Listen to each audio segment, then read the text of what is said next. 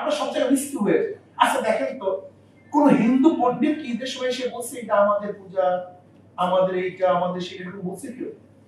কিন্তু আমরা দেখবেন দুর্গা পূজার সময় আমরা মুসলমান তাদের আদর্শ বিকিয়ে দিয়ে সব কিছু উৎসর্গ করে দিয়ে মনে হয় এটা মিশ্র হয়েছে।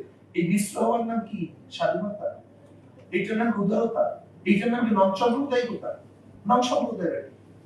আমি হিন্দুদের পূজা ঠিক মতো করতে পারি, তার স্বাধীনভাবে পূজা করতে, এই দায়িত্ব আমার, এটা রাষ্ট্রের দায়িত্ব। আমি গিয়ে সেখানে পূজা করবো, এটা রাষ্ট্রের দায়িত্ব না। এটা আপনি কেন বুঝতেছেন? আমি ঈদ পালন করবো, এটা আমার দায়িত্ব। কিন্তু সবাই কি পালন করতে হবে এটার নাম উদার হিসেবে নন-সাম্প্রদায়িকতা। এটা আপনি কি শিখিয়েছেন? এগুলো ঠিক না। যারা দেবীকে বিশ্বাস করে তারা দেবীকে নিয়ে আলোচনা করে এবং আলোচনা করতে পারে। এই স্বাধীনতা দেওয়ার নাম হলো রাষ্ট্রের কাজ। কিন্তু আপনি গিয়ে দেবীকে একেবারে নিজের খোদা বানায় বলাইবেন, এটা রাষ্ট্রের কাজ না।